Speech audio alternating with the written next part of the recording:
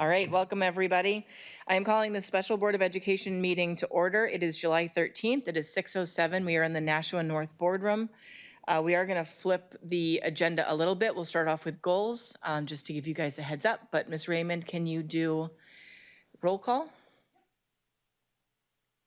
Yes, I can do that. Ms. Gilio? Here. Ms. Prin? Here. Mr. Johnson? Here. I'm here. Ms. Lewis? Here. Mr. Salvi? Here. Ms. Lampier? Here. Ms. Lopez? Here. And Ms. Bishop. Here. And then we also have Dr. Andrade. Yay. Big crew tonight. So as you guys know, we had board goals on our last meeting that went into felt like the wee hours of the night, but I'm sure it wasn't as bad as how late the Board of Aldermen stay. But we pushed out our board goals for tonight. So I thought we could review why board goals are important, what board goals are, and then review the board goals that we have and make some tweaks as needed. So everybody but Ms. Lewis and Mr. Salvi have been through a board goals process before. And what we try to do is make this be a really inclusive experience. Last time we used, what was that thing we used? What was it called? The Menti? Yeah. It was interactive. And what I thought was really neat was in reviewing our board goals, the ones that we currently have, we are pretty in line with what the strategic plan is. So I want us to keep that in mind, and I'll have Dr. Andrade speak more to the strategic plan goals, even though they are outlined in here.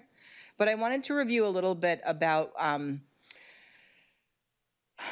why board goals matter, governance, what we're gonna cover in this quick little presentation is why board goals matter, governance versus management. We're gonna then review the current goals. We're gonna align with the strategic plan, and we're gonna determine how success will be measured. So just to give you a heads up, board goals matter for me specifically in how we organize the agenda. What information are we bringing to you? What shifts in practice and policy are we looking at? It really helps us guide the next year in planning for, how involved we need to be. So board goals matter because they provide us with a strategic direction, like I was talking about. We focus on outcomes. It allows us to increase accountability for both, how the board is doing, how I'm doing, how Dr. Andrade's doing. It can guide decision-making, specifically in regards to what goes on the agenda and what become big items and what become little items. And because we're working off of shared goals, we're able to build more public trust. So we're not just coming in here. I think we remember back in the COVID days where it felt like everybody was coming in with an agenda and we really couldn't get any kind of momentum going because we were all fighting for our own individual thing. So this allows us to have a more cohesive membership moving forward. So the difference between governance versus management, which is something that I think we could easily get in the weeds about because I think we are so dedicated and passionate to what we're doing, is that we oftentimes misdefine each of those. So when we're talking about management, that's what the school administrators do. So our role as the board is to enhance the vision, to create the goals, to set policy, to create oversight, and to evaluate the superintendent. This funnels down into administration's tasks, which is staffing, curriculum implementation, daily management. What we're supposed to be doing is what we're supposed to be discussing is the what or the how. And that's how we can differentiate governance versus management. So you'll see a cute little graphic there. And I think that really highlights the differences between the board and administration. So really when we're talking about the board, we're setting direction, we're creating visions that then turn into policy, and then we create measures about how we're going to be holding these goals accountable. Whereas management really is, they're implementing the strategy, we're not. We're saying we want unicorns in every school, we vote on it, and then administration has to figure out how they're gonna get unicorns into the school. The administration also manages the staff. So even though we may have questions that we would go into non-public about when it comes to who are we hiring, who's in front of our students, who's in our offices, those are questions we can ask of administration, but it's not up to us to direct what staffing is, who's hired, like, you know. So administration executes the initiatives and then reports on the outcomes. And one of the things that we'll talk about is what measurements will look like. Are you hearing the difference between governance and management? Is it is it feeling new to anybody? Because when it was put into this, when I was doing the research for this, it actually felt a little bit more understandable to me about the difference between governance and management, which I was shocked because I thought I knew everything. That was a loud laugh, Sharon. Do you have any questions on the difference between governance and management? Ms. Raymond? So I'm just thinking about some of the things that have been discussed at the board level over the past 6 months. So like one of the things that came up during the budget season was the reorganization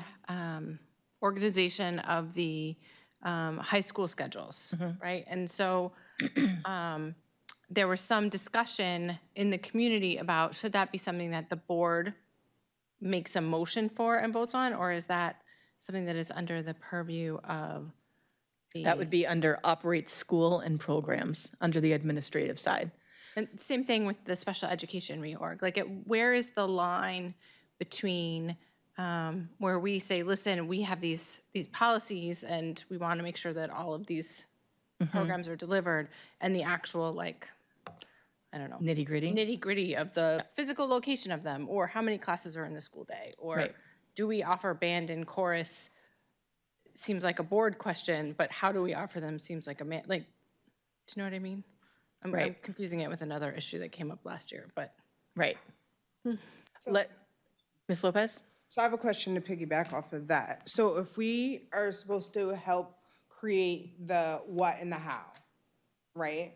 But if there are goals that we, like, speaking specifically about the schedule, that wasn't something that we knew about. That was something that was going on behind the scenes. For over a year, they were figuring out how this was going on, talking to all the different principals or whatever. So how are we supposed to be able to even correspond about a how and a what if we don't know there's a how and a what? So our board vision, goal, and policy oversight in regards to the class schedules is management of the budget. And we're saying, this is what your budget is. This is what we're approving. This is what we're going to ask the Board of Aldermen for. School staff, figure out how you're going to make that work. So they could have come up with other different ways of making the budget fit our needs, but in discussion with all of the people doing their job, this was the best way, like the biggest bang for their buck, and then they bring it to us. So they come up with the what and the how. We set the policy and the expectations, and then they do the work. Ms. Lampier, then Ms. Lewis. I'm just wondering, if we aren't given the information that we need to monitor the progress and results, then how can we provide meaningful oversight?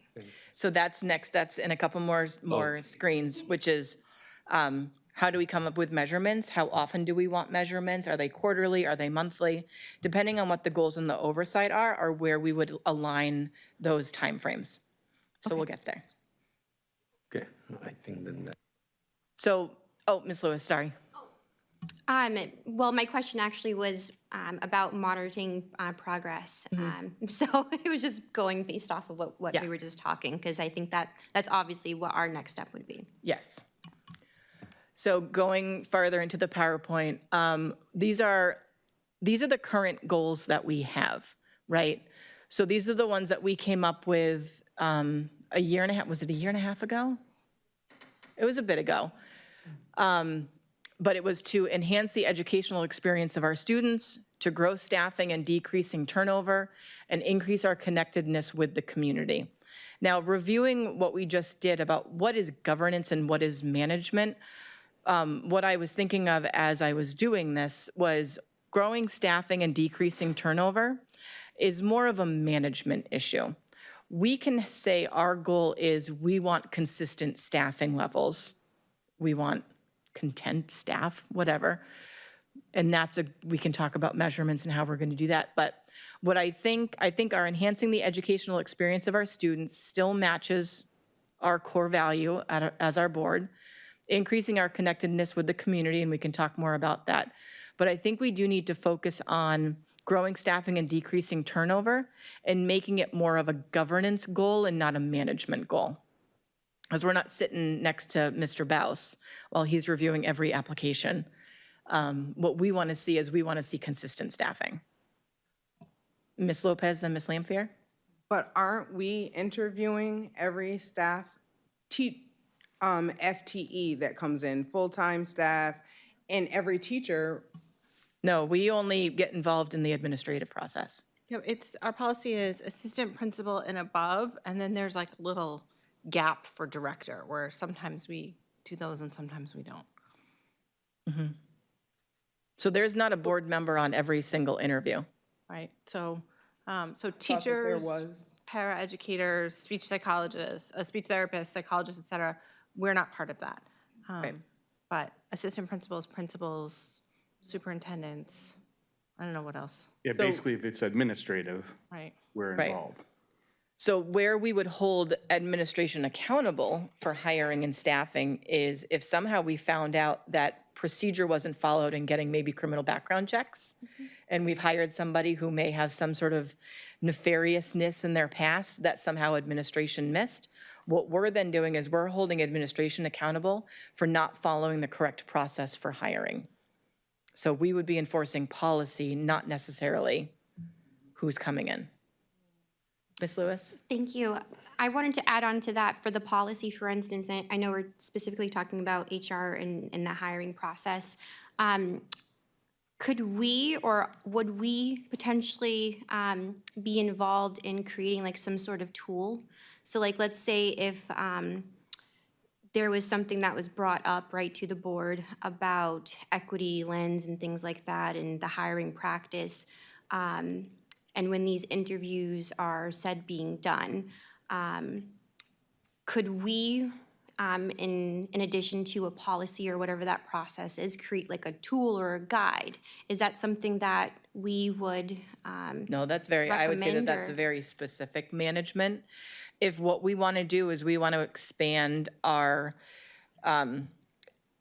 expand how we're finding people, because I think speaking specifically with diversity, if we wanted to get a more diverse staff in, we would probably have to step outside of Nashua more, because we don't really have the same percentages in the community to get into our schools as staffing, right? So we would want to make it so that HR is going farther, get more people to come in here. But that would be what we would expect HR to do, is to expand their footprint in finding people. got, so I guess, so like, for instance, a tool or a guide is what I kind of proposed, but not specific to every detail of that process, but something that would allow them, for instance, to do that research, but to know that that's something that they need to do in that process of So if we hiring. wanted to focus on that as a board goal, which is increase our diversity on staff, Well, I didn't say diversity, I said equity is what I Equity. had said. So I wasn't talking diversity, I was talking about equity in terms of the hiring practices. And this is just specific because we were Right. just chatting about HR and interviewing. and if we wanted to focus on that, what we would then do is we would probably look at, do we need to be redefining our budget goals? And are we giving HR a bigger budget so that they're doing more than just like LinkedIn? Exactly. So Okay. that's where we would support, that would be our goal, is to make equity a focus. And then the minutia of it is making sure that the budget follows our goal. Okay, all right, thank you. Ms. Lampier actually had her hand up. Hold on. I was just wondering if it would be possible to expand the first one. So instead of saying enhance the educational experience of our students, have it say enhance the educational experience of all of our students? Yeah. Ms. Raymond? Thank you. So going back to what Ms. Lewis was saying, I do think that there is room in the board's purview to do some of what she was saying. And I think that it falls under both policy and then HR policies, right? And I think that there could be research to see what kind of policies do we have? What kind of policies do other districts have? What does the School Boards Association recommend? What does our corporation, our board attorney recommend as far as making sure that our policies governing hiring and personnel do incorporate the values of the community and the board, as well as like what the laws say. Right. So I do think that there is some room for that kind of research and then work and then wordplay through policy, but as opposed to like directing who gets hired. Does that make sense? But I think that it's okay to have policies to say that, you know, in our district, we prioritize internal candidates over external candidates, or whatever it is. Some of that is in contract language, some of it is not. And different districts have different policies about that kind of stuff. And we certainly have them saying that, like, you can't hire your own child or your spouse, like you have to recuse yourself. So there are, you know, there are policies. You can work with them, you just can't hire them. Yeah. Is it okay if I add something onto that? Yeah, and then so- Mr. Salvi. Yeah, of course. Thank you, Heather. I think best practices are important, and having some sort of guide to follow along with that to ensure that we are following through, I think is something that would be great to incorporate with policy, and not specific just to HR, but to other things down the road. That's something I'd like to see. So say that again so I can take a note of it. So like some sort of tool or guide that will allow us to follow best practices. Again, we do obviously research on that, but to include that with some of our policies or how that process is. And I think that kind of goes into the monitoring aspect too, right? And being able to monitor progress, having some sort of tool or guide, and it doesn't have to be crazy extensive, but something, even if it's like just a one-pager, a simple thing that allows us to be able to monitor that progress and see where we are falling short or improving on. Yeah. I would suggest that we start with, that anybody interested in looking into this further, look at the Nashua Board of Ed policies that exist now. They're on the website. G is personnel, and then I want to say C is general school administration, A is foundations and basic commitments. So it may be that we have a policy already that either touches on it, is tangential to it, or actually says some of the stuff that you're looking for. We just don't know it off the top of our head because I don't have all of them memorized. But it would be a good idea to spend some time. Maybe not everyone loves reading policy like I do, but like really going through them and looking at them and say, hey, are there gaps? And then we can add that to the queue. I would say that our oversight of policies is our main priority, so I would hope everybody has read through, at least perused the policies. We don't have to have them memorized to the extent that Ms. Raymond does, but I think knowing, I think I've read that somewhere, let me just go back into it, but I think that is something that is important. Mr. Salvi? Yeah, I'm reading this particular couple of slides. I see those are the generic lines like enhance the educational experience of our students, grow staffing and decrease turnover, increase our connectedness with the community. But I really like to see, like, do you have any kind of a current statistics where we are on this thing right now, and what will be our goal by end of 2027? Because, and then we can check it every quarterly, because these statements will be meaningless if we do not have a specific goal attached to it. Right, and we'll get to that. Yeah. That's part of what we didn't do last time, really with the goals, because I did a deeper dive into how do we set goals. It's not just what is our board's general values. Yeah. That was the first one that we did. The second one, I think I have a greater capacity of understanding setting these goals, and we can set up those measurements. We grow into this process. This is not something that the board has typically done before. Okay. So Thank you. I It's a good think start, I would setting say. intention the last time and now setting movement. Thank you. And we should be reviewing the goals specifically every year.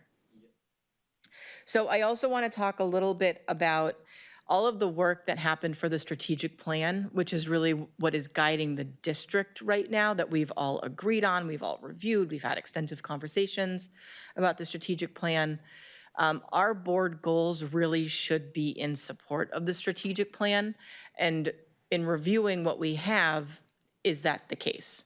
So if we look at what the strategic plan goals are, which is climate, the focus is climate, culture, and community engagement. I think our goals match up with that. Teaching, learning, and leading.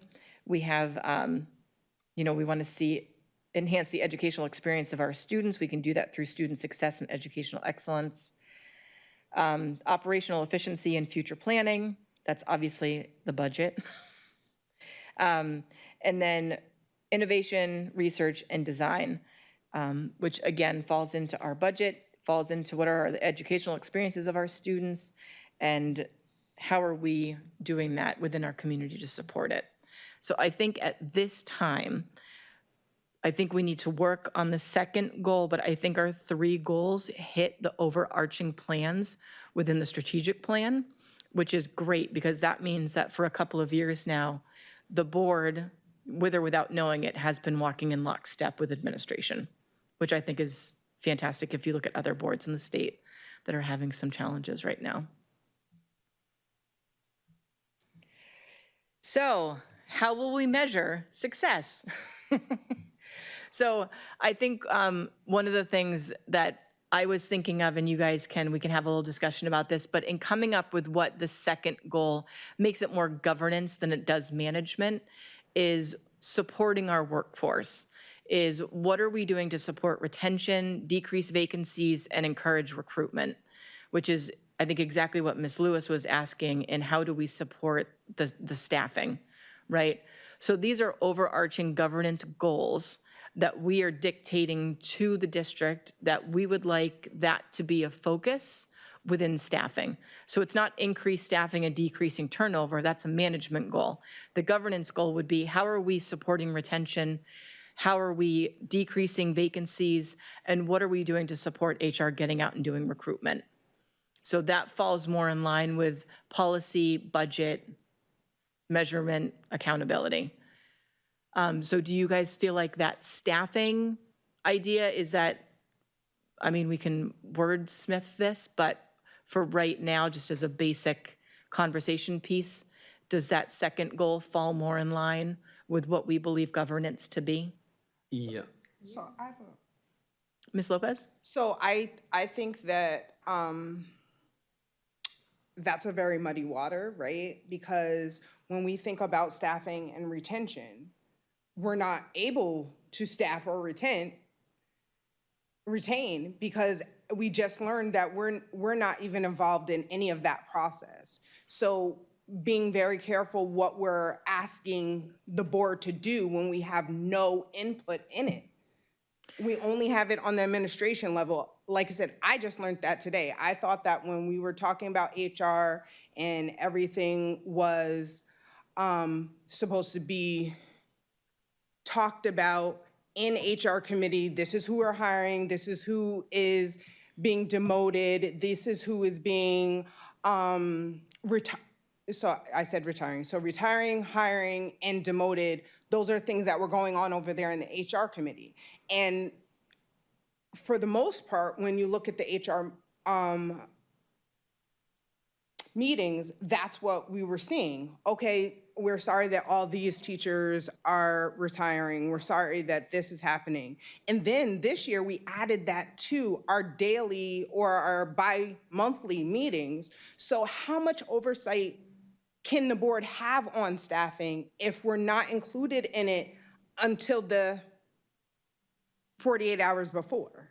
So that's, So I think we should talk about that as a board. I think when we're talking about retention, what we're talking about is staff satisfaction, right? So is administration, and I think we can highlight the fact the amount of grievances that we have not had these last 2 years highlights that there is some satisfaction with staffing right now. I think when we're talking about recruitment is we don't necessarily need to be involved in the yay or nay of each individual full-time employee, but we do need to give support to HR that we want you to do more than just post something in the Nashua Telegraph, right? What are we doing for recruitment? How are we getting out there? Are we sending people on conferences where they can meet more people? That would be within our budget. How are we supporting HR so they can get out there and do their job to their best capacity? With the vacancies, I think if people are leaving because maybe they're going on to different districts because they're making more money, if they're leaving because they're unhappy, we do have exit interviews that happen. And that is something that we've talked about. We coupled in the HR committee for hirings in the board meetings because we were having a 10-minute meeting before the meeting and then covering the exact same thing in the meeting. That's why we went to quarterly HR meetings, so we could have more in-depth conversations about this kind of stuff. So when we're talking about vacancies, is we can review the exit interviews and see what data Mike and John have been able to pull together to show us maybe where there is some glaring, obvious changes that we can help support. And then administration can see, is there a particular pocket of people who aren't happy with what they're doing? And where does the change need to happen at that kind of management level maybe?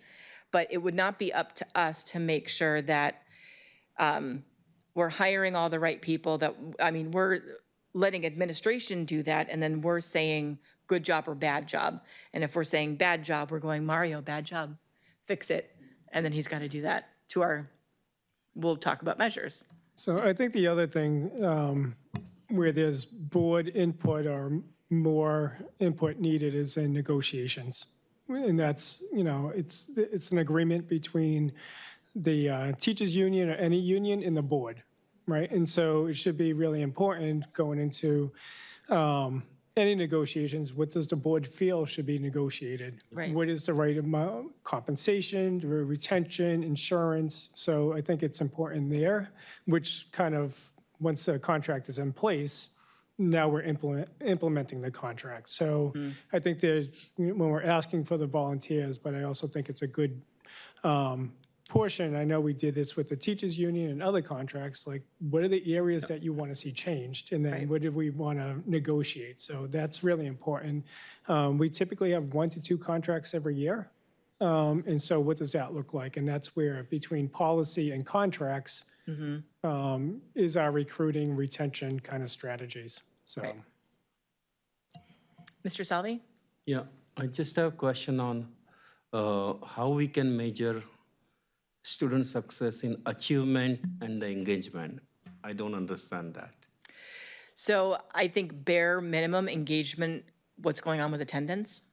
I think that can clearly show us who's coming to school. Grades are obviously a great way of looking at if kids are being successful. If I had it my way, which I don't think the union or teachers would ever support me in this, but I remember such an amazing amount of autonomy and ownership over my education once I went to college and we were doing those teacher surveys at the end of the semester. I don't think that will ever happen here, that we'll let the students kind of give some input on how they felt their class went. But I think when we're talking about achievement, attendance, engagement, is get some direct response from the students. But we can also do that in other creative ways, like getting out into the community and talking to parents more, getting some anecdotal stories about how their kids are feeling. When people are emailing us with concerns in regards to their students, that's a good measurement as well. But I think the bare bones student success is attendance, test scores, overall grades, how many kids are taking AP classes, what do the AP test scores look like. Those are the measurements that we can easily look at, but when we're talking about student engagement and happiness, we're going to have to be creative in how we find that out, because that's not really a measurable unless you quantify it with surveys and. Yeah, but sorry, follow up. Go ahead. So attendance is measurable, I understand that. but we have not mentioned the scores. We have just mentioned the achievement and the engagement, which is very difficult to measure it. We can get the response from the students, but how many students are going to really write about those surveys? It all So we depends can't on. we can even survey the students without getting permission from the parents first anyway. Yeah. So, I mean, that would be something that we would need to, So we need to be a little bit more really clear on that particular item. I don't want to really put something like a very generic thing and we don't even, everybody is going to interpret in a different way. So if we are setting up a goals or we are setting up the measures, but I think that that's something to take into account is people define success differently. And who are we to define what is successful for one student and what But- is successful for another? but I that think doesn't mean we have to ignore whatever our Right. ways are going on for many years. And we Right. just put something generic so that we are not hurting anybody. Let's Mm-hmm. basically put something in place where we can measure it. We Mm-hmm. cannot just be very, I would say, very generic and then basically don't even measure it. Right. So I think one of the things that we do is we get updates on reading and math scores in elementary school. Yeah. And that is a very easy way to see how kids are learning, if they're retaining, and if they're growing into their next program. And I do think during curriculum and evaluation, that's something that's presented quarterly, how our test scores are looking. It's not something, I mean, when we're doing review of board goals, we can put that in there, but I think reviewing test scores is coming to CNE on a regular basis. Yeah, I don't need reviewing the test scores on the student basis. I just need an overall idea that whether the school has done good as compared to the previous year. The benchmark was A, and this time it is A+1. Yes. Some way to basically get the idea, and that is what we need to be very clear on. That is what I'm trying to say. No, I think you're absolutely right, is that we want to see the increase in the test scores, no matter how small, but we want to see improvements. Exactly. And we can absolutely add that into a measurement goal. And if we want to see that monthly, quarterly, or, well, we probably not monthly. We're not, hopefully we're Monthly not will be too much. standardized testing that much. Yeah, the standard, yeah, so I think we just have to define what it is, because the state assessment's once a year. Yeah. And we'll get that next month, once it's all clean, so we usually present that at the beginning of the year. And then through C&E, we'll do some half-year testing, like beginning of the year, middle of the year, and end of the year. And that's more at the elementary level. And then at the high school, we saw the high school AP scores, which is, again, a standardized test. So we really need to bolster what are the student achievement we want to look at. And so that's what part of the goal is tonight, because there is a lot of data. And so what do we want to look at? And I think this conversation helps me clarify, what are we presenting? Because I'll give you an example with the attendance data. We're cleaning up the attendance data, and I shared a report with you like a couple of weeks ago. We have a lot of students over 20 days absence Yeah. on the honor roll. Yep. Yep. So, like, is it attendance? Is it engagement? So if I can miss 25 days of school and be on the honor roll and be in AP classes, does attendance matter? Yeah, but Do we again, need another truancy officer? Probably not, right? And so I think those are the conversations that we come up, is what's the so what? Because if we look at the schools, their ADA, their average daily attendance hovers around 90%. yeah, So we on the saw that. surface, it's not bad, but then you drill deeper and you have some kids, again, like you have the outliers who are like over 50 days, but majority of the kids miss about 20 days of school and they're successful, right? They have A's and B's. Right. And that's, I'm not saying that we need to make it generalize. So we just have to basically get the idea of what was there last year, what was our benchmark, and what we are going to achieve next year. If we have those things clear, so at least we can monitor it. Attendance, maybe for some people it may matter, some people doesn't matter. It all depends on how they are getting the support at home, okay? And that's what I think Ms. Bishop is getting, is like, we have so much data, what do we want to concentrate so that we can have those measurables, so that we're concentrating on 10 or 15 data points as opposed to 1,000 data points, and then we're just chasing. Ms. Lampier, and then Ms. Lewis, and then Ms. Lopez. I think that we should look at what the New Hampshire Department of Education looks at. They have attendance. They have restraints and seclusions. I think it's important for us to look at that. There's a lot of things that they look for at the Department of Education. And I think that because the Department of Education thinks all these data points are important, there's probably good reason for that. So I think that that's something that we as a district should be looking at. I also think, so I was looking at some stuff from last year when we did Dr. Andre's evaluation, and I had a lot of questions about curriculum because I wasn't really too familiar with it. I felt like I was missing out a lot. One of the things that I was wondering about was, so we made all these improvements to our ELL program. What does the data show on how ELL students are doing? I'd like to know, like special education kids, how much they are being part of the school district, part of how ELL kids are doing. Like Ms. Lewis a couple of months ago had brought up, like how many kids in ELL or special education are actually taking part in the co-curricular activities. That would be something that I would really be interested in. Those kind of data points, I think, are really important. Maybe the demographics of who's failing and who's dropping out. That would be something that would be really, really good for us to know.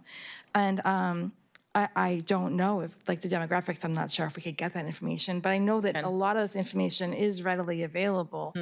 And I think that in some ways, Dr. Andre he does such a great job of telling us all the great things that our kids are doing. But we don't really get the same information about the kids that are not successful. And so by not providing the oversight for those kids, we are not fulfilling our obligation as a board. So I think it is good that we're talking about this. So thank you. Ms. Lewis? Thank you. And thank you, Reagan, for bringing that up, because that's actually something that I was going to bring up for what I proposed a few months ago when we heard from our athletic director. Again, how many children are in special education? Again, how many students are receiving these additional services? But what are, in terms of like the engagement piece, who is being recommended to see who, like for community partners? Are they from a single family household, right? If we could have some sort of comparative analysis that can describe these students to us and let us know whether or not, they're missing, they're absent over 20 plus days, right? What are their grades compared to others? What's their home life like? Are they involved in sports? Are they involved in extracurricular activities? Because that right there is something that I have seen personally, living here and then also growing up here myself. For a lot of these students, they're missing out on so many different opportunities and access. I think access and opportunity, they align together. And I think here with the data, we want to see what is the access that we're actually providing to our students to reach these opportunities. And I think that might be the level of how we can measure success, is the access that we're providing. Again, attendance, right? I think my child is one who high honors and, has had many absences from school from, whether it's being sick or what's going on. But I don't think that doesn't give a full picture of the child and themselves, and what their goals are and what they're lacking in terms of support. And even there, when we are able to understand what support they need, we're able to provide that and see that there's something missing. But yeah, thank you. Okay. Ms. Lopez? So I just want to say, to the board members, I'm really thankful that we're having these conversations, because these were some of the big conversations that we had before we did this these board goals. And I really feel like the data is important, and then how do we change change the data. And I just want to remind some members of the board how we had asked for this 2 years ago. We did get more data, but the data is still not something that we can act on. And just for a case in point, when Dr. Scarpati was talking about how the children were doing and that they're still below, and how do we affect that change? Like, if that's something that's supposed to be in our purview, and then we have board members that come and say, we don't like this curriculum, but then it's too late to do anything because it's all in one meeting. Right? So that was one of the other particular things I wanted to mention is we just had a conversation about the curriculum and how we don't like the curriculum or how we didn't feel that it was as effective as we needed it to be. So where can we affect that? Because we talked about that also. Like, I've only been here for the last 2 years. You know, this is going into my 3rd year, right? And these are the same things that we've been talking about, and they're not effective answers because even though we've asked for data, we've asked for all the things that we've talked about today, we haven't really been able to be effective in doing those things. So my question is, as president, how do you allow us to be more effective to the things that, like, I feel like we've asked for? We're going to talk about it today, but then what?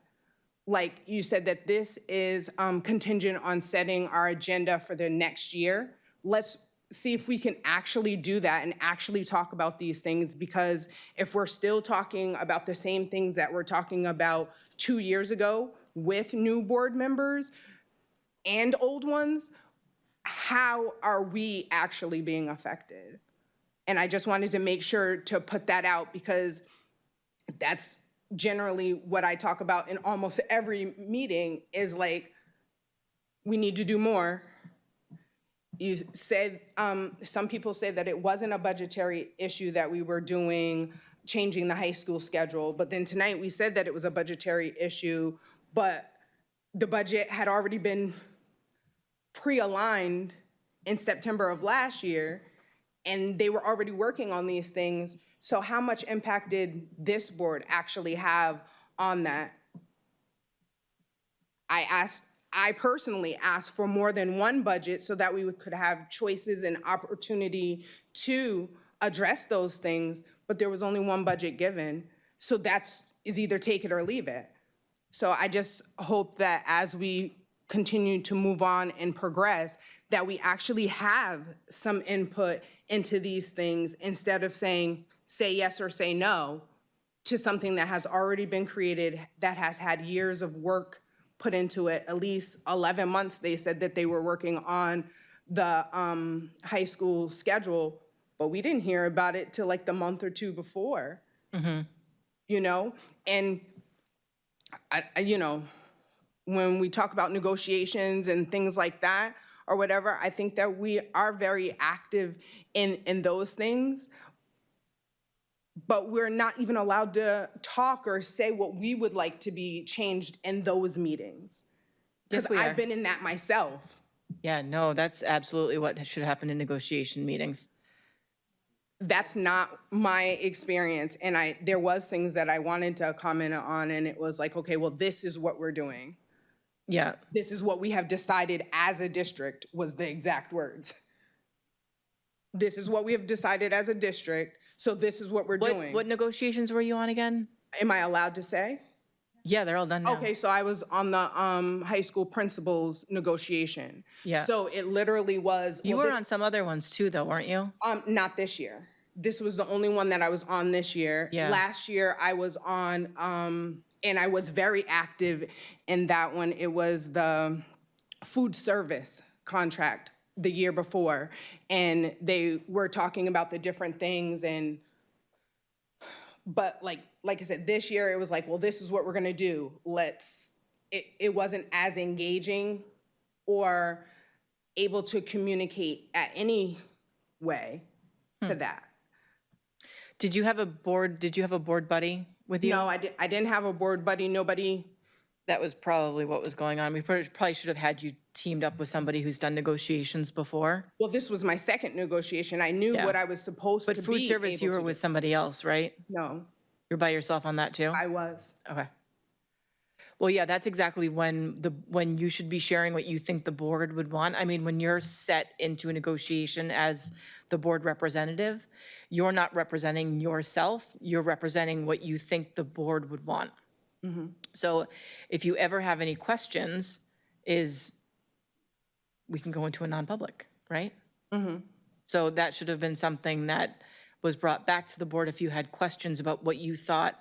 Like, I think generally, the board isn't gonna be like, let's pay these people less, right? So when they're talking about increases, is yes, we want an increase, but then look at what can we financially afford, right? And I mean, you know me and how I am about the teachers. Of course, I would have wanted them to have more. You know what I'm saying? Like, Right. there was other things that I would have wanted, but like I said, if it was already decided, like, these are the numbers, let me go crunch these numbers, not as representing the board, this is how you could change things or whatever. So, but anyway, not to get sidetracked onto the board negotiations, my thing is, I'm glad that we're having these conversations. I'm glad that we're taking the time to talk about these things. But I also agree with the other board members that have said, let's really unpack these. Let's really do this year. Let's make sure that we're being effective and that the voice of the board as a whole is heard, not just say yes or no because we need this, because we already approved it 3 days ago, you know? So just sign off on it, you know? So. Ms. Lampier? So when I spoke earlier, I was trying to remember all the things that I had looked at, because I've been doing a lot of looking at the Board of New Hampshire Department of Education website. And one of the things that I was concerned about that I would like for the board to be involved in are the LEA determinants. We get every year they look at whether we're meeting certain goals for our special education kids. And for the last 2 years are public. And for those last 2 years, Nashua has needed intervention. And the last time that was issued was April 1st, 2026. We weren't told about that. We weren't given any information about it. We don't know on what measurements we are not measuring up and on what measurements we're doing okay. And also, when you are told that your district needs intervention, then you're obligated to do a root cause analysis. And I found on the Department of Education website some tips on how to set up a root cause analysis team. And they did mention community involvement, and I don't know anything about this LEA determinants, and I don't know anything about the root cause analysis team. I don't know if there's any input from the public. I think it would be nice to have input from the board on that. So these are just some of the things that I think that I think it's important that we know more about. And I think that would go into your update on the goal, which is all student success, Yeah. right? So I think when we're talking about the pockets of each population, if we want to kind of dive deep into the data, is that stuff that we need to tease out as well, and it needs to be part of the measurement presentation. Okay. Okay. Ms. Lewis? Thank you. My question is a little blurry now after a little bit of time. But I just wanted to go back to what I was saying earlier. Ms. Lopez brought up a great point on things kind of being in the weeds for years. And like, who do we hold accountable for showing the improvement, or for instance, even just like showing us different data, right? Should we put something on that, on what it is that we want to see as a board and as a district, right, as a community? When we're talking about, the data that's presented to us in the board meetings, and then obviously presented to the rest of the community if they watch the videos, I guess the question goes back to, right, can we measure progress if we don't know what it is that we're aiming to achieve?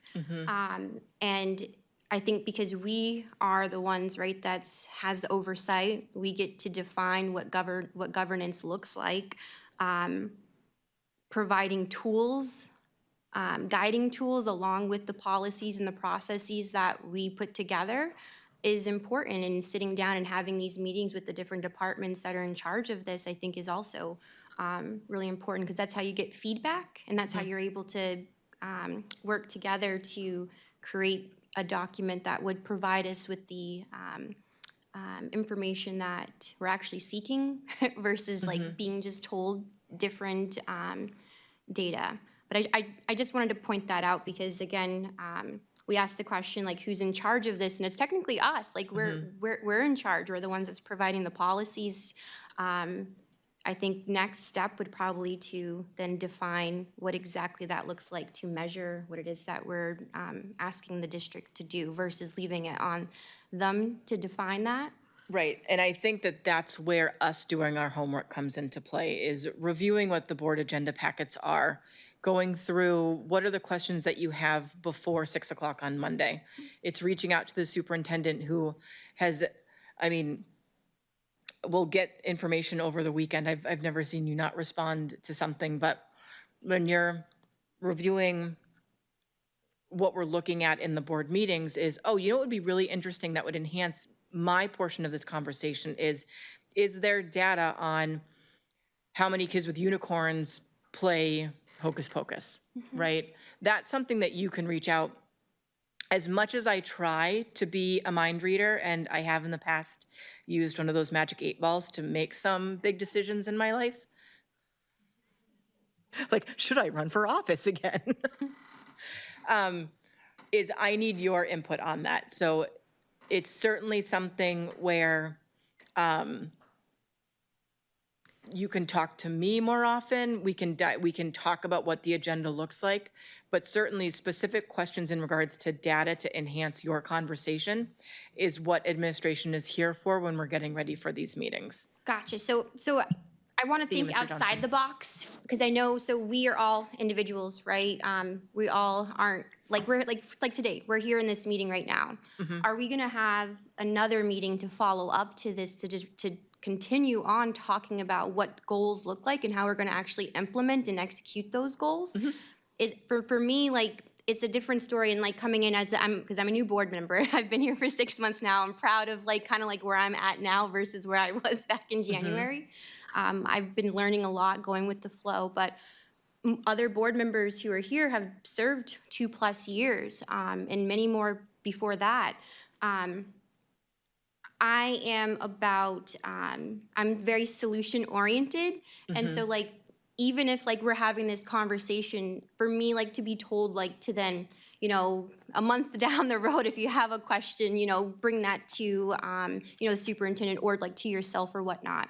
Sometimes things get lost, right? We're here in this moment. If we have like a working plan and saying that we're going to do this, we're going to meet again on this date, we're going to discuss whether or not we're going to put together some work groups. We have these different areas, these different goals that align specifically, right? Students, workforce, community, operations, innovation.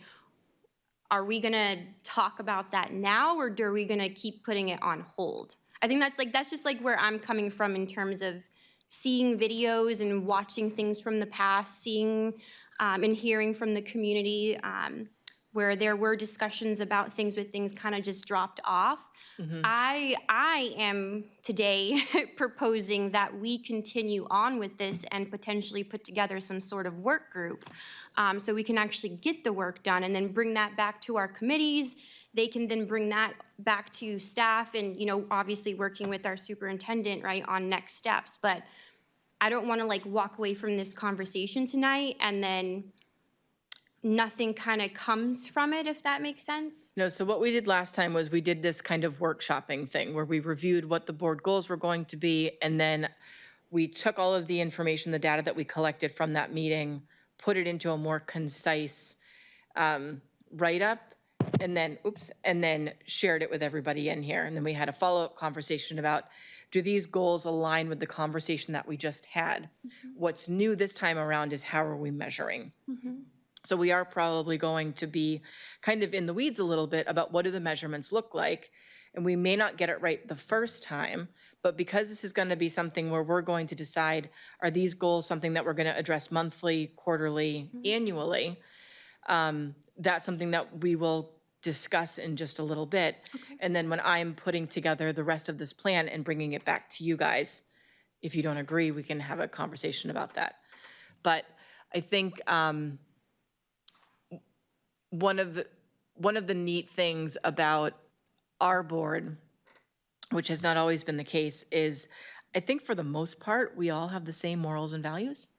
So right off the bat, we're starting off with goals and opportunities for success from a pretty even playing field, right? Like we don't have one board member who wants to just shut down all the public schools. I don't know if you guys remember that. That was fun. But like, we're all facing in the same direction. So when we're talking about what are the measures, those are really going to be the nuances that we're going to have to tease out. But it's me listening to you, consolidating what we're saying, and then coming back to the table with some sort of document that reflects everybody's wishes, desires.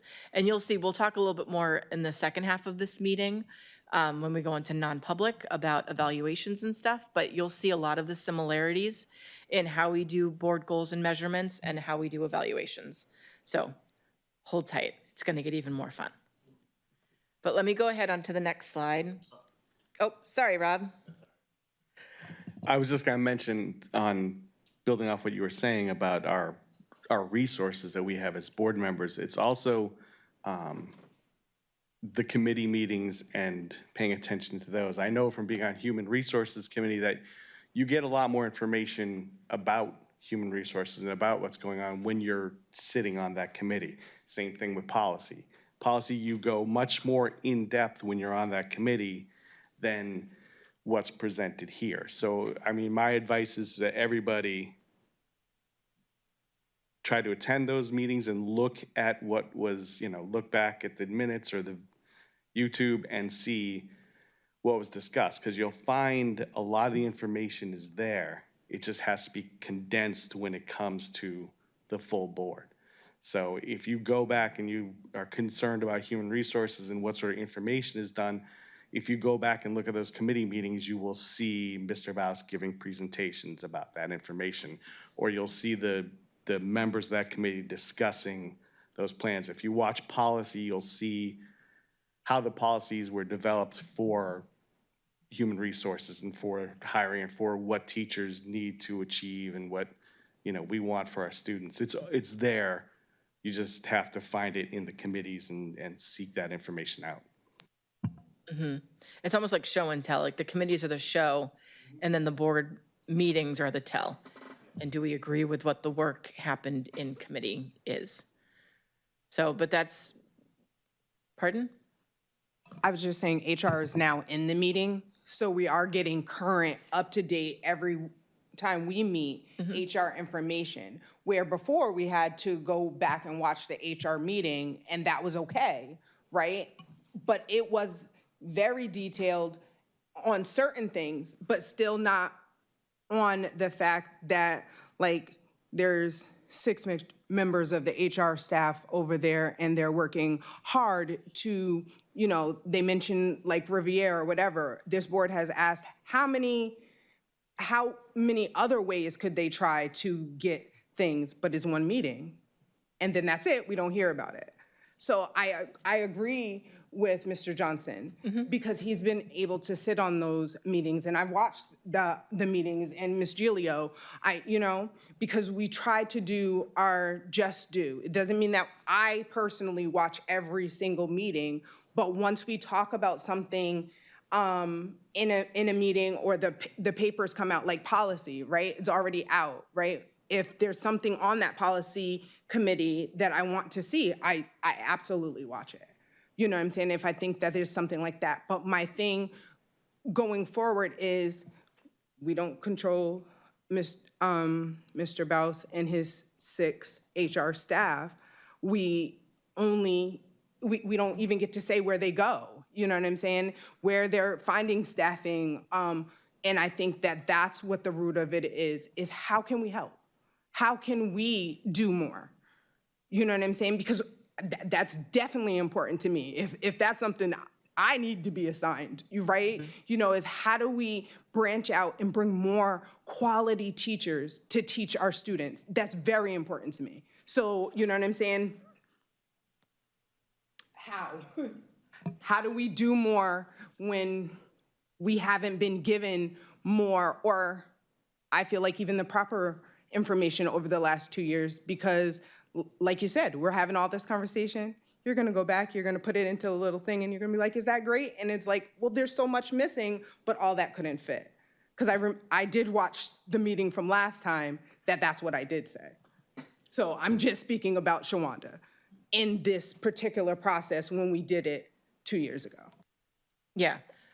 Dr. Andre? Yeah, I was just, I greatly enjoy the conversation. I think this is what makes this board so great, is to have these conversations publicly and what we're wrestling with. And I think the objective is, like, there is so much data. Like, so where are our 4 or 5 big buckets, right? So to Ms. Lanfia's point of, over the course of the next year, like same thing with the DOJ and ELL, what's the key indicators in, say, special education? Or like, and I think that's where Ms. Bishop is kind of going, is we can give you so much data, but it could be on which week at what time and who wants it at what point. But you guys are also a board. And so I think it's how do we come together collectively to say, what are the 4 or 5 big buckets that we want to go deeper into? And that's the board goals. Because if you think about it, over the course of the next year, we only have 10 meetings, right? So where do you unpack it? And you can't have all these data points.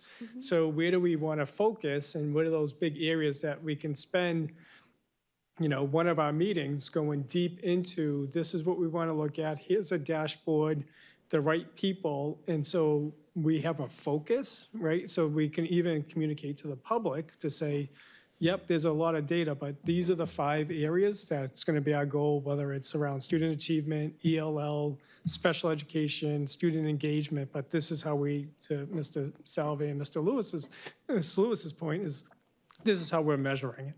And we're all measuring kind of like, this is the KPI. So that's because there's a lot, right? Because every week we could say, I want this, and, you know, am I giving you enough data? Unless I have that direction saying I want X, right, then maybe I'm giving you the right information, maybe I'm not giving, and I missed the mark. So that's the whole idea of the board goals, is to bring us together collectively to say, these are the aspects going on. How do we drive the community? What's the big data points? And then that really drives the budget. Is the right money in the right place? So I think that's those overarching goals to look at. Here's what's coming up. And so I think that's what we're trying to do today, as opposed to, you know, Sharon, give me your 5 data points, and Kirsten, you give me 5 data points, and we have all this data, and then we don't move forward. But that's where I think the hope is tonight, is to come up with a couple big buckets that we can concentrate on, dive a little deeper, and then we can communicate to the public to say, this is our areas this year. And, you know, we'll have a facility study coming out. So there's a couple big things coming out, but I think that's the goal tonight, is Right. what can we collectively ask for, we're in agreement, and then what's our schedule to get that information? Yeah. So to go back to, just as an example of a goal that we set before and then how administration helped us get to that point, when we're specifically talking about, we don't want to, we want to increase staff, going back to the staffing stuff, we don't want to eliminate positions, we want to have staffing, we want to keep retention. That was a board goal of ours. That was something that we were in support of. So when they're talking, and we all know that the budget is never going to be enough year over year. And administration knew that one of our focuses was, we don't want to decrease the amount of staff. We want to decrease the amount of decrease in staff that we need to do, right, to meet the budget. I know that was a lot of extra words. So how do we let go the least amount of people to match our budget?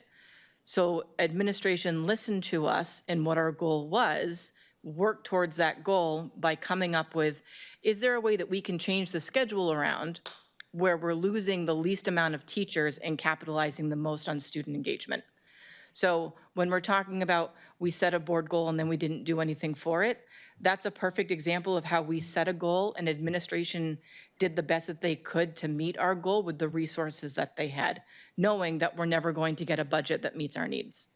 Does that make sense? Like when we're looking at it over the big picture, it's not our goal is every teacher's driving a Lamborghini in the next month. Like that could be a goal that we set, but it's not realistic. The goal was we wanted to increase staff retention and we wanted to decrease the amount of people that we needed to let go to match our budget, which is exactly what administration did in working with their teams. So when we're talking about goals and measurements, like that's an easy one to focus on. It wasn't, it's not a pinpointed, we need X specifically. It was, this is our overarching goal, and that's the direction that we want administration to go in. Does that make sense? So, yes, I hear you. May I respond? So just thinking about over the last 2 years, each budget, we've had to cut teachers. Yep. And that's more than we've had to do in the years prior to that. Yes, we always talk about the phantom state money and the ESSER funds and everything that was paying for them, right? But the goal was to retain more teachers and to be less admin heavy. We're more admin heavy. Well, that wasn't part of the goal, was to be less admin heavy. It was, how do we decrease the harm in the budgets that we get? Okay, so I think that one of the things I had asked at that time was that we were really admin heavy and that for each admin was 2 or 3 teachers. How do we adjust it in that pattern? So what you're saying is, so we, instead of reducing teachers in that amount or to the least of our ability, that we just went ahead and changed the schedule to fit that. But if that was a board goal and the board didn't have a decision on it until it was done. Well, that's the difference between management and governance, which we covered at the beginning. The management is not up to us. The governance is what direction are we going in, and then administration comes up with the daily way of getting that met. So if we don't like how they're doing the management piece of our goals, is what we then talk about in the evaluation, Okay, thank you. right? Ms. Lampier? I was just thinking of a way to approach this that would be the most effective use of our time. And I think that if we come up with certain data points that we want, if we could have the administration present them and maybe give us, point out the shining stars, the good things about them, and then we ask any questions that we have, and then maybe the next time we come back and the administration tells us what their plan is, like a month later or whatever, tell us what their plan is to make improvements in whatever numbers that we're looking at. That seems like it would be reasonable. I mean, I don't know if we would end up doing this every meeting throughout the year, like 4 meetings throughout the year, like 4 meetings and then 4 follow-ups. I don't really know, but I do think that it's important that we get to look at the full picture and then also spend some time discussing what kind of improvements we want to see and how administration might be able to reach the goals that we would like to see. Right. And I think a little bit of that can fall back on me in highlighting, we're talking about this because it's in line with our goals, is I don't often say that when we're discussing something that is in line with our goals. But I think when we're, I can do better about pointing out, like, this is in a direct complement of what we're trying to do, is bringing us back to that point. I'll do a better job at that. And then the other piece that you were saying about when the administration is making plans is specifically around budget time is really when we start talking about what are the shifts in practice going to be, because it affects our, how can we do the most with the least? That's when we really need to be prepared for our meetings, have conversations with administration before the meeting, because one of the things that we keep highlighting is we don't know what we don't know until we're done with it. So I think there's a little bit of radical acceptance that we all have to do, and the fact that not all of us is always going to know what the data is that we need, and there's always going to be 20/20 hindsight, right? Which is why we really have to be actively engaged when we get the board packets, when we're reviewing what we're going to be talking about. Because when we come into the meeting and all of a sudden, oh, it'd be great, I just thought of 5 data points I would love to talk about right now, but we're an hour and a half into the meeting and administration hasn't had the time to get stuff together. So I will be more diligent about bringing back agenda points to highlight that we're matching goals. And you guys, I think, need to be a little bit more dedicated to the packets before the meeting and talking with administration about specific data points that would be of interest to you, right? Because I'm not a mind reader. Miss Raymond? Thank you. So pre-COVID, a lot of what we're talking about happened in the curriculum committee meeting. And then it kind of changed during COVID, and then we had some administrative changes, and then it never got back to it. But my first several years on the board, when curriculum met monthly, every month they went over something. So like in September, they would be like, here's the iReady data from the end of last year, and we'll do a brief overview. And then when they met in December or January, they would be like, here's the iReady data from the beginning of this year as it compared to the beginning of last year, so we can track how kids have done. And every month it would be some data that they were diving into. It was iReady, it was SAS, it was some of the science stuff back then. There was some science testing, and I think that might have been SAS. There were discussions about graduation rates. There were discussions about attendance and how that, because it was curriculum and evaluation. And so it was really heavy on the evaluation piece. And then when there was a curriculum pilot, it was curriculum. But every month they identified what data they were going to go over and they presented it. It didn't get repeated at the full board, and we had some issues with people not Right. paying That was what I was just about attention. to say. Having said that, we don't have time at the full board to do that every month because there's too many other things. And I would really like to see us getting back to that, where there is this focus on specific measurable data, and on a monthly basis. I mean, some of it is seasonal, but even the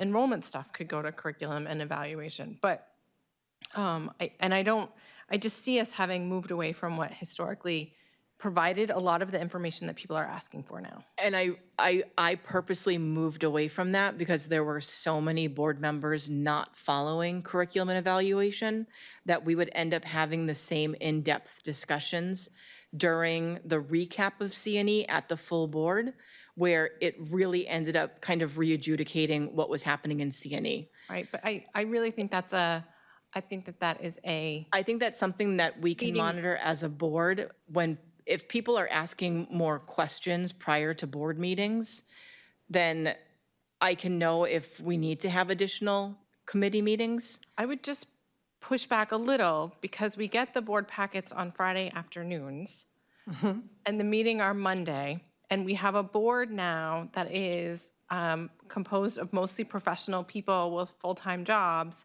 who maybe could use a little bit of extra time than we've had in the past in order to review it. Because if we're getting it on Friday afternoon, it only gives them Monday morning to let admin know what the questions are as a result of the packet and then get the answers for Monday night. And I think that is a compression that's causing a problem. No, we discussed moving the packets to Thursdays. Okay. I noticed this week it was Thursday, and I was like, oh, that's interesting. Yep. So I feel like some of the administrative changes on how our meetings are run have negatively impacted the volume of material and of data. And so I think that if we could hold ourselves more accountable to watching those YouTubes instead of waiting until the meeting, Or going to those meetings. right, or, you know, whatever, I mean, Because you're still going to have questions if you watch the board, if you watch the meeting Right, on but- TV. You're going to come back in, we're going to have the same discussion. but not everybody can go to all the meetings. It's a lot. And I've done both. I've gone to the meetings Right. in the past and then came into here and had the same questions. I've been on finance and operation and came in and still had questions about it, and especially, yeah. But I have a question. I want to see if we can, since we're talking about doing the agenda tonight, right? So the agenda is what we're gonna talk about. Can we ask for 5 days? Because the rule is 48 hours or more that we're supposed to have it. Can we ask to stretch it to 5 days for this board? And can we have a roll call vote if someone agrees with that? Because I feel like if we got 5 days, we got all the information that we used to get, then we would have more information. I've consistently said I haven't been able to get this information. And it's not necessarily the days, but sometimes it is the days when it comes out on Friday and Monday we have a meeting. So if we're setting an agenda of 10 meetings, we already know that we're gonna have 10 meetings. If we can set the information out 5 days before and stop sliding things in, you know, the day of or a couple days before, then we can actually do that. So I would ask if I could get a second to that as a, I've been wanting to ask a question for a long time. I've had a comment for a very long time, probably a couple cycles through. Is that okay if I? Well, Ms. Lampier and then you. I'm sorry, I will say I've been waiting to speak, like, I think after 6 people have spoke. Yeah, I And the think Ms. same Raymond people. hadn't spoken yet about this, so I think we're on track with everybody getting their time in the sun. So Ms. Lampier and then you. But wait, did Ms. Lopez make a motion? yes, I'm asking for a motion that we make it the new procedure that we get all board documents 5 days in advance so that we would have time to review it. But with that, I want the extra information. You know what I mean? I want all Can you specify what extra information you want? So like when Ms. Raymond was saying that they're given the data points, right? Ms. Lanfear has said that she would like the ELL and special educations. We are talking about physical education and, you know, all that. Like, it would be part of that packet so that we can talk about it and discuss it. If we don't have time in each meeting to have those, if you give us the thing and an opportunity, we have to accept the agenda. So that's that opportunity to speak on it if we have something to say or do each and every meeting. So you want those data points at every single meeting? I would, new one, it's not gonna be the same ones. But how do I know what data points to get you every single meeting if we're not sticking to agenda points? If we're just going to, we want specific points of data about ELL progression, special ed progression, athletics and special ed and ELL, attendance. You want all of those data points every single meeting so that we can discuss them every single meeting? No, I don't want the same ones every single meeting. But how do I know what data points you want when I'm making the agenda? So like Dr. Andrade had said, let's pick some categories. What are the categories of data points that are easily collected? Ms. Lanfear said that the New Hampshire Department of Ed has a list of things that we should be talking about. We've talked about, those are things that we should be talking about. Yes, sometimes they're sprinkled in, but I don't think that we hit them all even over this last year. So that's what I'm asking. I'm asking for more information and more time to review that information, and then we'll have the opportunity to speak on it on that meeting, right? It's not every single meeting we're gonna be talking about teachers and teachers retention, or special education and how the new rollout is, or we're going to be talking about the high school and the new rollout of their schedule and all that kind of stuff. But if we say, as a board, like I said, it doesn't have to be the things that I choose, but as a board, that these are the things that are important to us, why not add them into the agenda, give us more time to review it, and then we can talk about it at will? Because sometimes we'll just say, hey, this is all good information. Thank you, Dr. Andre, for hitting the highlights. Or we'll say, oh, now we have the information about how the reading levels are or how this is not. And then we can choose to maybe the next meeting or when we're in there say, can we add something to the next meeting so that we can follow up on this, so that we can have the person, I don't want to say responsible, the person that is most knowledgeable and experienced in that field talking about that to us then. But that way we don't have to bring in staff every single time. I think you have two motions there. I think you have one motion, which is I want the packet 5 days early. And I think you have a second motion, which is I want data in every packet. And I think that they need to be Separate. separate. Okay. And like I said, I'm just That makes sense? asking. And I think that the data stuff is what we're kind of talking about here, and it's not necessarily a motion.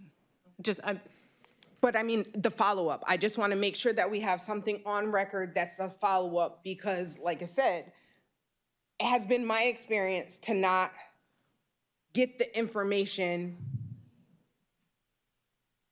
like the data, you know what I'm saying? We talked in detail, in extensive detail about how this board wanted data. A couple members spoke about it. Like I said, I mean, I literally have been doing what you suggest and reviewed the meetings before I came because I wanted to be able to speak on these issues. And those are the things that we talked about. So like, how do we actually put that in place in an applicable way that we can not only keep track of what we're asking for, because I've heard that here on the board today, but also getting the things that we've asked for and that are important not only to the public, but for the students. We should know if we need to do more reading intervention and things like that, because we haven't talked back about that. And that was one of the things that is important to me, you know what I'm saying? To make sure that all of the next generation are reading at the level that we want to. We talked about curriculum. I have a list, but I can send somebody else a list. I don't want to keep taking up time. I just want to say that I think that these are things that we've talked about. Can we please get it in a way that we know that we'll get it, that we can hold our own selves accountable, and that we can... Right, so I can only speak to how policy works, but when people have a policy issue that they want to discuss, I have a running queue. I keep it in my notebook. I talk to the admin assigned to me every month, and I say, hey, I have a request for this. This is the stuff that the administration wants, and we sit down at a table and we prioritize each month. And at the end of policy, I update the members of policy what's still in the queue, right? Like, hey, Rob asked for information about absences, and I'm waiting on admin for this, and we'll get back to it. And then the next month, you know what I mean? So I think that if there's specific things, if it falls under curriculum and evaluation stuff, it should be emailed to the chair of that committee and CC'd to the board president and the superintendent so they can add it to their queue so that when they're having their monthly meeting with admin to set agendas for the next meetings, they have the queue of what the requests are. I keep in my queue two things that if parents or community members email me, I add it to my queue and I bring it. I just wanted to give Jamaica a chance to speak first because I've talked a lot, and then I'm hoping. said. Oh, you did? Okay, I said good. Miss Lewis is next. Did And then you just kept talking. Did anybody second Ms. Lopez's motion? The first motion about wanting 5 days for the 5 packet? days, yeah. I can second that. Okay, first. thank you. I'm sorry. Can we discuss it then? Yeah, I'd like to hear from administration, seeing as we're down staff at district office, getting all of those pieces together earlier. You and I don't typically talk about the agenda until, well, we talk all the time, but we don't create the agenda really until Wednesday. I just want to be respectful for Ms. Lewis if she wants to respond Yeah. before I respond. Well, I think now we have to discuss the motion. yeah, So and then if I this can- has to do with the motion, Ms. Lewis, then go ahead.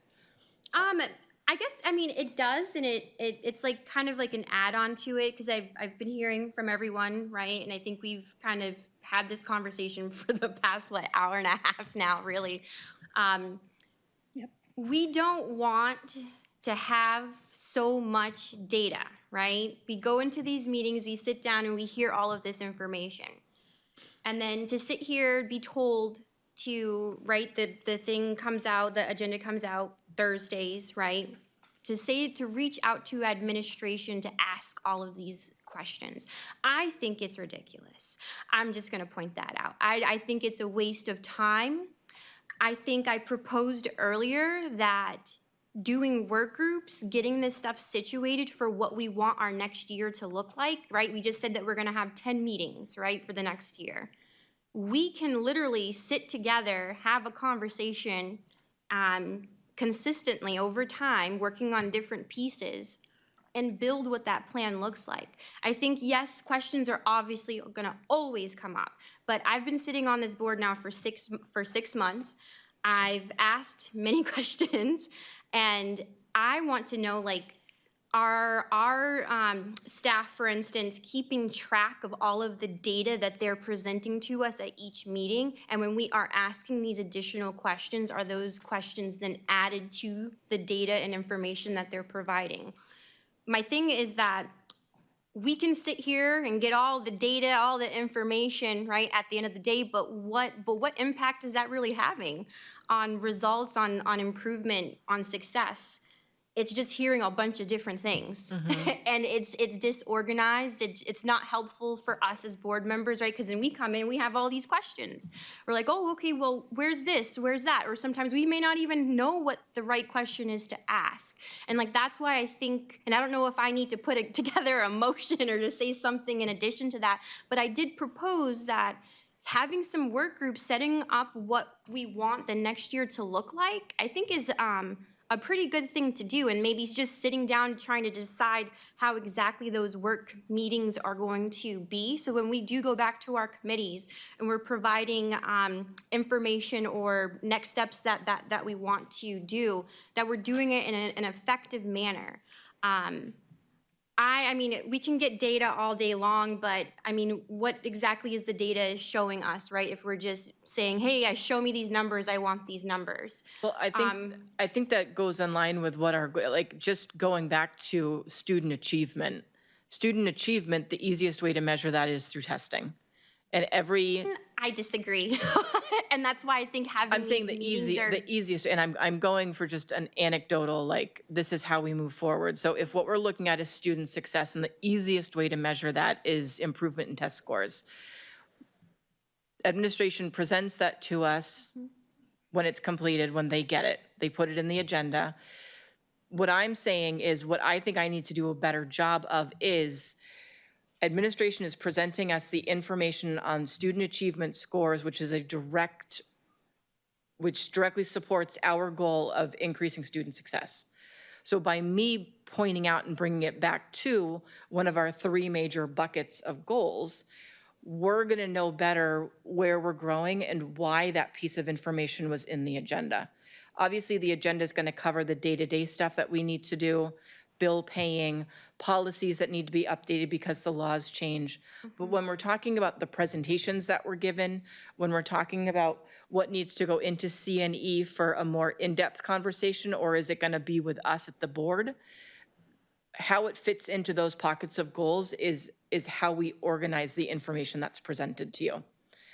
When we're talking about the data points that you guys want to look at, we do reflect on past conversations, on past meetings, who reaches out and asks these specific questions. Administration gets ahead of those questions. If it looks like it's something, and I think we've done individual meetings, like, I know what your passion projects are.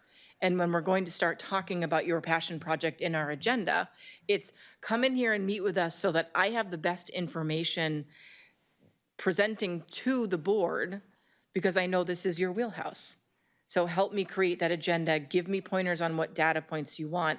I think what's missing is you just haven't got to do that yet, but I think everybody else has when we're talking about kind of the big picture goals. But when we're talking about the data points and the pieces of information that need to be presented to you within the agenda item that matches the goal that we're working towards, is it just needs, I need to be more concise with it and I need to point it out better. Does that make sense? Yeah, I'm just gonna go back to what I said because, I mean, I've been sitting on these meetings, I hear the data. I don't wanna say that I'm not doing my part as a board member because I think I'm doing a pretty good job coming in here brand new. My thing is the suggestion that I brought up again, going back to work groups, putting something together. I don't know if I need to put together a motion to say something out loud again. Well, why don't you 'cause I tell me said a it little bit multiple more times. about what you mean by work groups? Do you want a Work work group groups- to create an agenda? Work groups specifically working on these areas that we're trying to measure success in and putting together, whether it's a one-pager document that's saying, okay, these are the specific data that we want to gather for this, but having that conversation with the people that are providing that information. When are we going to sit and provide this information to the rest of the public? I think starting off with those key pieces is important, because I think that will help us define and to be on a positive trajectory versus having to keep going back to saying, this is what I said, a year ago. Where's the improvement at? We haven't discussed this since, a meeting 10 meetings ago. I am just trying to propose a plan that is positive and that will help us into the future. And for me, being for the positions that I've been in before, governance is a huge thing, especially when it comes down to trying to provide people the tools that they need to be able to effectively do their job and provide information so we can actually measure the success of that. Yeah. Just, sorry, I see you, Mr. Salvi. So I think what I'm getting hung up on is the definition of work groups and then committees. Because these three goals, I think fall into CNE, HR, full board meetings, and policy. So I will say I am on, for instance, the HR committee. We've had two meetings, I feel like, this past year. I'm confused about it because it's, for me, like, I'm about working towards like a solution, but we haven't done, for me, and I'm just being honest, completely honest, based on the things that we've been provided. We talked about, I believe, a performance evaluation. I think that's what it was that I had shared my insight on a couple meetings ago. But other than that, there really wasn't anything else besides, talking about people that are no longer here or people that are coming in. For me, that's not information that's really important. I want to know how we're engaging with our employees. Are we doing surveys? Are they providing their feedback? Are they, having opportunities for professional development, being able to go, to learn more about how to effectively do their job and teach our students how they're able to continue to grow within their field, right? Whether that's through knowledge or whether it's through community and collaboration with each other. These are things that have not happened within the HR committee because I don't know, the agenda or whatnot has been set for what exactly the board or the board members, right, are presented with at that time. For me, when we're talking about measuring success and we're in charge of enhancing, right, the school district's vision, right, we can't do that if we're being just told these specific information. I want to know, and I think providing, again, like I said earlier, a document, and again, being in a work group, trying to work on what our plans are to measure success in these key areas, I think in addition to those committee meetings are important. The committee meetings, not all of them are working committees, and I know that word has been used in previous communication that we're gonna switch this over to becoming a working committee, but there's not really any work that's being done. It's us within that short period of time to be told and fed information versus actually working on something. And so that's where I'm coming from. And in this place, like, if we're trying to help and to prepare our committees for the future to be more effective, us putting together some sort of information, some sort of basics on how our committees are run, I think would be helpful. Whether that's through data that's to be shared, whether that's through how do we want to actually work on and work towards progress and achieving these? Do we want to talk about areas of improvement? For me, having like a one page, like even us sitting here in this meeting, if we all had like a one pager, you know, coming in every day that said, okay, this is our vision, these are our goals. So when we're sitting here in the meeting, we're able to like hear the information that's being said to us, but then we're also able to, oh, okay, yeah, I see here we're talking about student success. I see here we have, oh, these are the key areas that we want to hear information on, whether or not that's actually being provided. And again, it's gonna take time and effort to put into something, but I mean, we're talking about our entire city, and I've lived here. I hear what people are saying out in the community. I hear what our teachers and our administration, I think putting so much burden on people to say, hey, I want this, I want this, I want this, rather than we're working together to provide exactly what it is that we want together versus having to keep asking people for more and more and more. I don't want quantity, I want quality. And when I say I mean for us as a whole. I think having so much fed at us isn't appropriate in terms of reaching our goals and succeeding. And I'll leave it there because I've said, I feel like the same thing over and over again in terms of like what we can do to go forward. And I don't know if I need to, again, propose a motion to do work groups. Y'all tell me because I'm. Right now, we're. I know, Dr. yes. So I think what you're Dr. Andrade and then Ms. Raymond. So I just want to go back to Ms. Lopez, and I think it'll address Ms. Lewis a little bit. And I think the whole purpose tonight is to come up with our board goals so we can have those directions and have more focus and clarity on the work. And I think to Ms. Lopez's motion, just 2 comments if there's going to be a vote. So I think there's one aspect I just have to be careful with the 5-day timeline because we have subcommittees like the week prior to a business meeting in some cases. So if there's a F&O meeting the week before the business meeting, then we can't actually set out the agenda 5 days prior. So I think we have to be careful on when there's subcommittees the week before, you can't set it out the 5 days because we won't have the policy or F&O agenda because the meeting isn't done yet. So just logistically, that might not be possible when there's business meetings that are the week before. But the other aspect about the data, and I think this goes back to Ms. Lewis's point, is that if we know the board goals and the data that we're doing, right, and that could be like, again, the working subgroup is like it's a workshop. So when we're like in this meeting, it's a workshop. It's a working group on how to get there.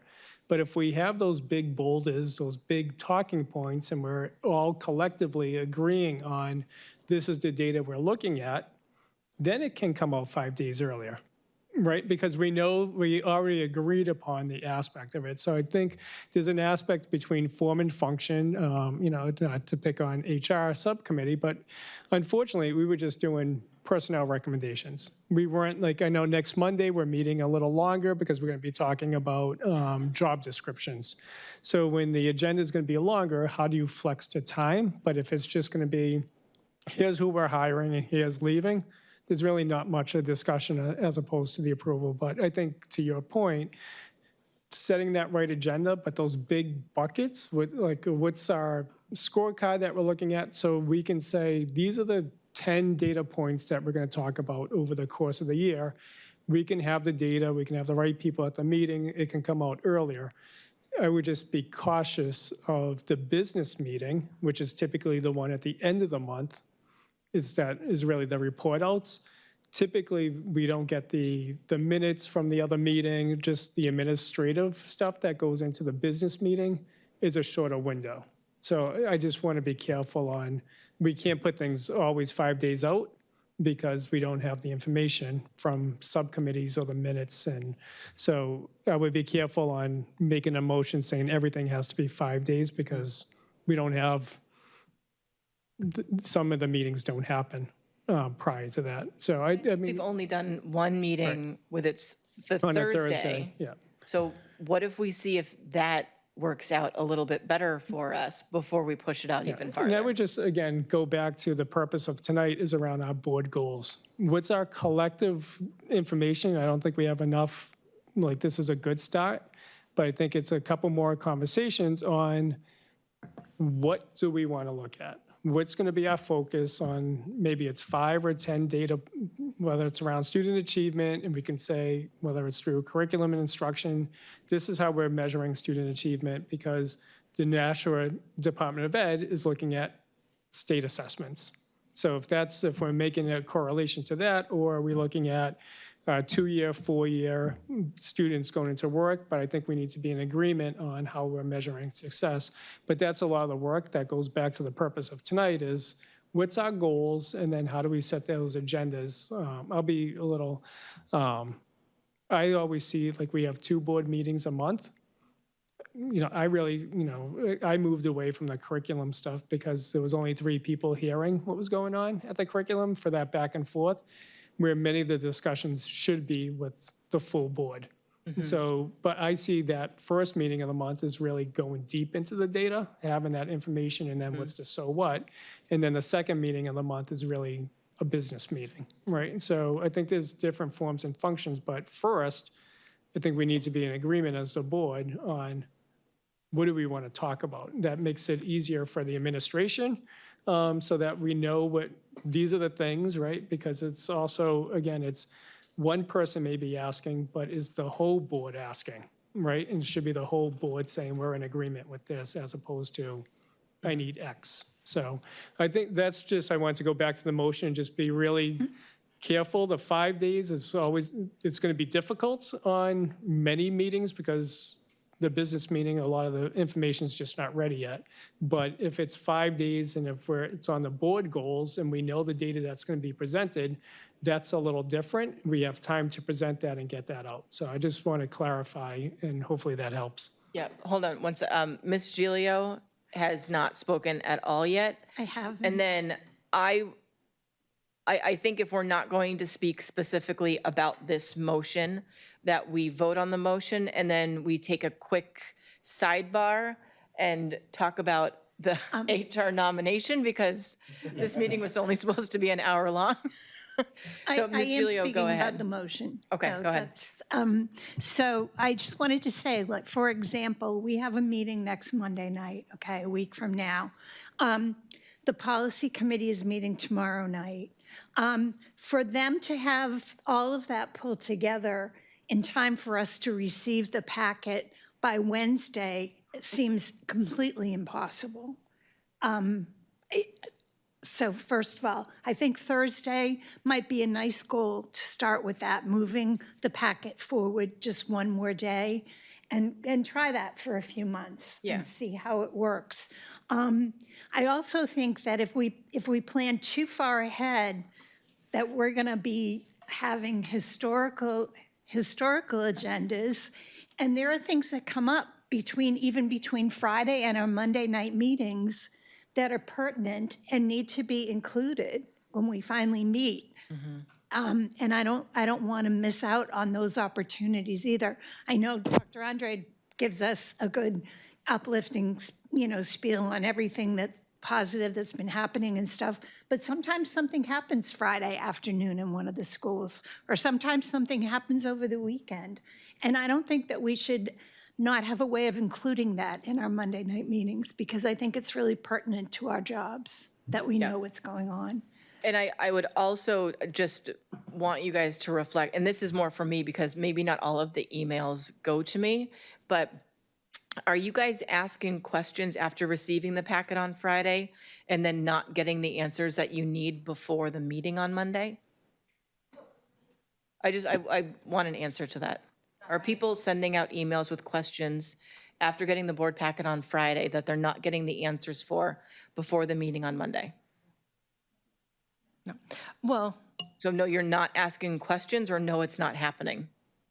When I've asked questions, I've gotten answers before the Monday night meeting. Okay. Okay, not that I ask a lot of questions, Right. like my not speaking a lot at our meetings. It's just my personality. Because- But there are times I have questions, and Monday morning or even over the weekend, and Dr. Andres responded to my questions even on Sundays when he's supposed to be off for the day. So, I mean, you know, I have no problem asking questions, and when I do, I have always received a response. Okay. Because if there's a pattern here of administrative neglect on us, that's a whole different issue. So are you, and Ms. Lopez, I'm specifically asking you because you're the one who wants the packet earlier.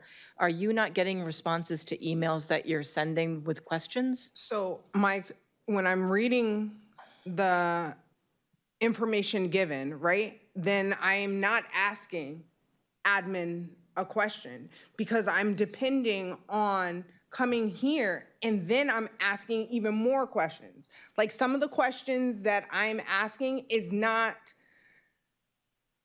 that I didn't think of that at home. After Ms. Gilio mentioned something Yeah. or whatever, So how then is getting the packet earlier going to be helpful for you? So the packet earlier would only be helpful. Send it on Thursday. That was not my thing. My thing was if we were going to get this information. I literally have been, I know that it has been said that we don't want, it's not all about the data, but for me, if I read the data a week in advance, when I come here on Monday, even like we had this whole conversation today.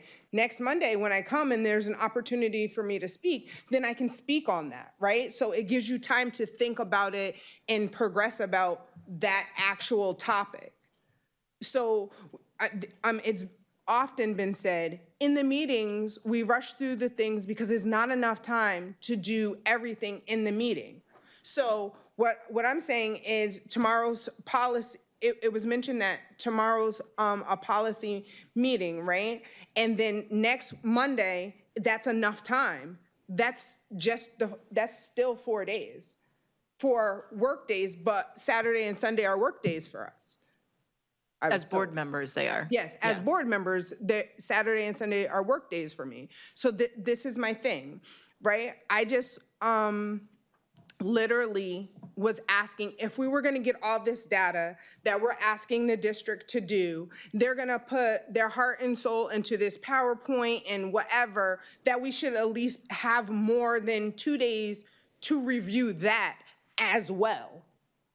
You know what I'm saying? Like, it's the more information. If we're going to get what we're doing today, you know what I'm saying? Like, the information with the PowerPoints, and this is what we're talking about today. This is literally what we're doing. We're just talking about it. Okay, so on the motion on hand is, you are making a motion that you want the packets 5 days before the board meeting. So let's have a vote on that. Hold on, I hold want to on. take a break because I want to address the position, and then we can come back and talk. Absolutely. But before we take that break and we vote on that, I just wanted to, the reason why it's two separate things is if we're not going to get the extra information, I will take it on Thursday, as we already do. So I wanted to know if we were going to get the extra information. so I didn't write down as part of the motion that you also want a long list of data on a weekly basis or on a. So what were the two motions that were written down? I'm Had sorry. talked about, so what I wrote down was there's a motion to get board packets 5 days in advance of meetings. The other stuff you were talking about is you wanted data more regularly as part of the meeting. And I didn't write that down as part of this motion because I think that that goes to the agenda setting that Ms. Bishop and Dr. Andrade have to do, right? Because they're setting the agenda, and it's just like for policy Q, it's what we want, what the district needs, and what the law says, and whoever's making the agenda has to balance those things. And that changes every time you meet. So I think that the, hey, we want more data is feedback, and specificity about what you want for data should be communicated clearly to Ms. Bishop and Dr. Andrade, and then the chair of whatever committee it falls under, so that that can go into those queues, right? So if you're saying, I want attendance data on a monthly basis, I think that that's something that needs to be requested individually. If you're saying, I want to have the iReady data presented to us 3 times a year, I think that needs to be its own bullet point. I don't think we can say, I want, and then a lump of data on a monthly basis unless we're very specific about what that data is. And then I would suggest that it go to committees, which are like the work sessions, to really get into that, because otherwise we're gonna get a lump of data that is meaningless. I mean, one of my personal complaints is when we get emails with data instead of it in the packet, because it just goes to us and it doesn't go to the public, right? And then we don't discuss it, and I hate that. Like, if I'm gonna get data, it's one of the reasons why I don't like emailing my questions over the weekend, because then and Dr. Andre knows this, I'm like, here's my question, and I'm going to repeat it in the meeting. Because I feel like if I have a question, I'm representing my constituents who want that answer. It's not Heather personally has a question, it's Heather, the board member, has a question, and I think the community should hear the answer. And it's one of So those I'm gonna things go where, ahead. I'm sorry, it's one of I will those just things, stop for a couple of minutes. just 1 second. One of the things that when you add me to the emails is when I'm coordinating the conversation, is I can say several of you guys reached out with this question, let's specifically talk about it. So I can better monitor and manage the conversations that we're having, and then possibly not, my role is to make sure that these board meetings function in a good manner, so that we're not talking in circles all night and we've lost what we're talking about, which is kind of what we've done now. But when I know what your concerns are, because you're emailing Dr. Andrade and me with your follow-up questions to what's on the agenda or what's in the packet, I can best contain the conversation so that we can be as productive as possible.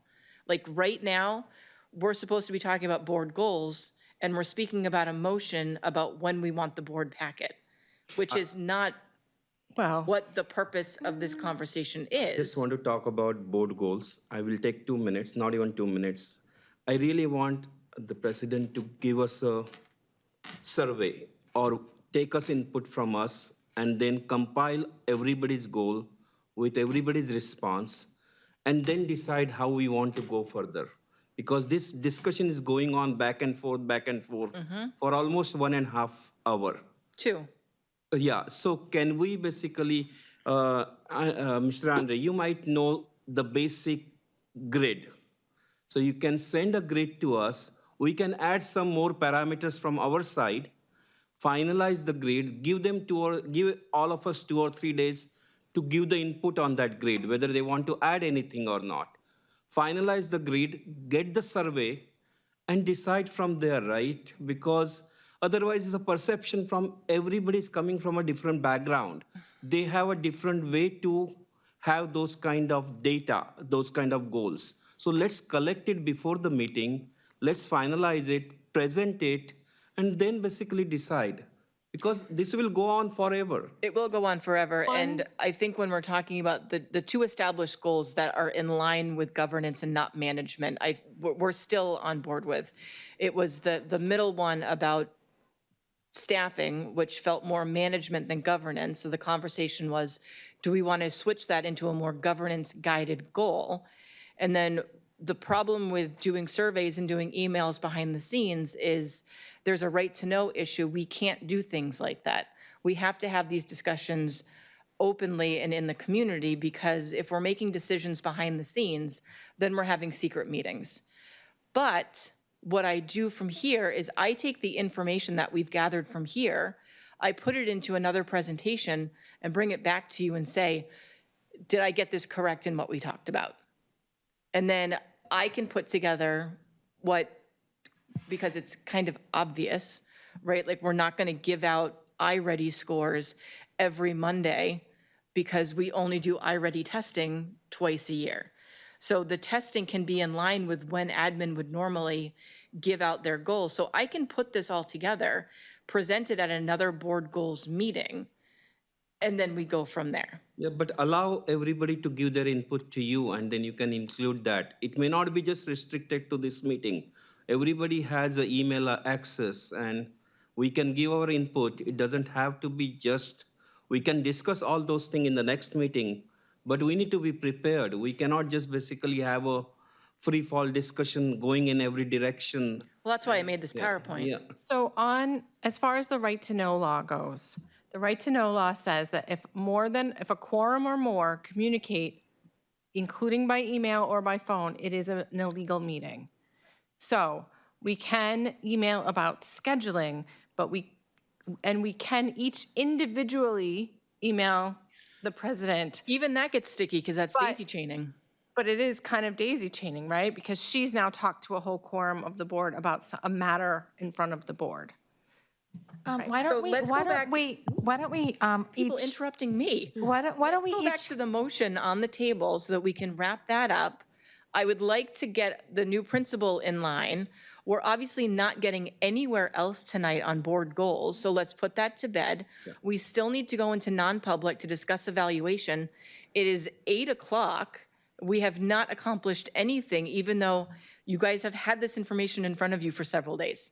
So when we're talking about coming prepared to meetings, this is a perfect example of why it's important to reach out and have questions and be prepared, because we have just spoken in circles for 2 hours about stuff that could have been addressed much earlier on.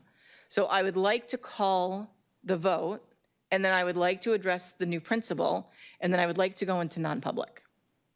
Okay, Is there two motions or is there only one? one motion. Okay, then I withdraw that one motion because it was two motions and I thought that you were separating it into two as previously stated, so I withdraw it. So It's not about the 5 days, it was about the more data. it's about Thank the more you. data. But I mean, I can write Okay. that motion down, but I don't think it's successful. I don't think it'll be successful. Let's just go. Let's move on. Okay. Right. Okay, so now I'm wrapping up this board goal session, okay? Miss Julia's giving me a face, though, and she's only spoken twice. No, I just, I'm wondering if we're going to vote on the other motion, which No, she we're not withdrew. voting on any motion. because now You've there's only withdrawn one. both of them? There's only one to withdraw, I think. If there's two, then I don't want to withdraw it. But if there's only one, I'm withdrawing the 5-day thing because it was never about the 5 days. It was about the information and then having time to review it. So I will withdraw it. Let's move on. I'm sorry, I don't want to take up any more time on this. It was literally about getting the more information that we were talking about, and I thought that there was two motions earlier. Right. I'm sorry to waste. Just parliamentary wise, I can't write down two motions at the same time. It has to be sequential. Right. So I thought that's what you, let's move on. I thought that's what you said. Like, I- is well, this I said motion one and motion two? there have to be two, but we have to do them separate. Let's move. Okay. So we're going to wrap up board goals. I'll put something together kind of outlining what we've discussed. I'll come up with a preliminary measurement goals and then objectives of when we can meet them. I will send that out to you as part of the packet before we have the meeting. Please review them. If you want to change them, come in with a prepared change instead of just, I don't like this, change it for me right now. So come up with a plan for whatever you don't like about what I send you, and then we can address it then, okay?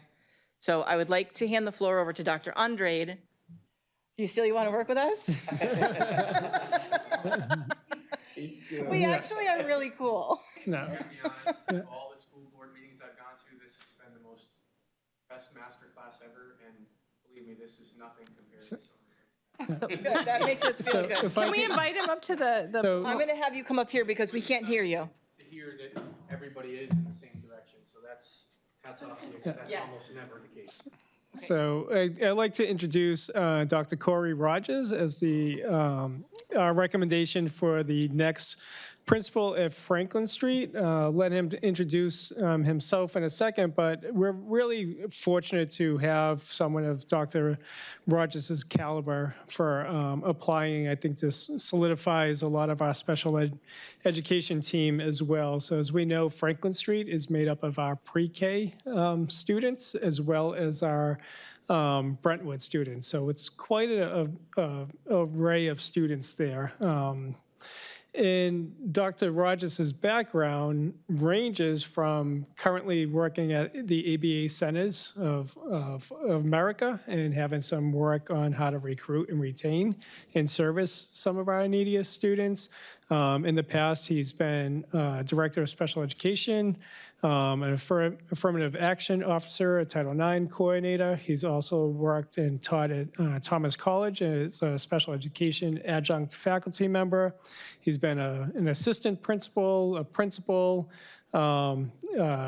business teacher, a technology teacher. So he comes with a whole host, a little bit of experience coming in. And I think the other value add is that Dr. Rogers has also started some programs and from scratch. So we think of the opportunity at Brentwood on expanding that program and really marketing and building a robust program that we found a real, it's not even a diamond in the rough. He's been a little polished already. So we're really fortunate that our paths have crossed and the stars align that to make this recommendation for Dr. Rogers this evening. We got a little lost in the lobby, big school here in the summertime, but so we were a little late and now he's 2 hours behind and getting back home. But Dr. Rogers, if you can just highlight your background and why you want to be in Nashua. Well, first, thank you for the kind words. I met Dr. Andre by accident, quite by accident. I came in 25 years, public school, administration, teacher, all the fun stuff, right? And I took a year off to work remotely so I could be home with my oldest son.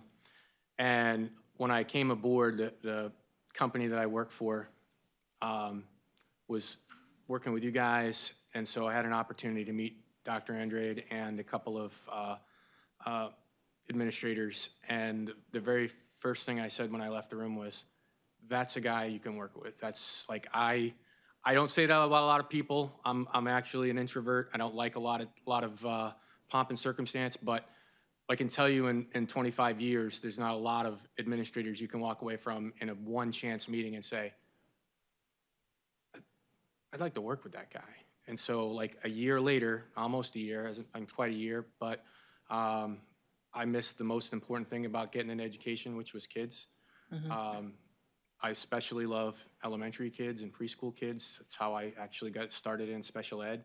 And so as my own son started to do well, I started to think about where do I want to go?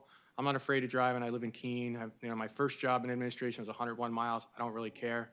I will get in the car and go where I want to go and do what I want to do.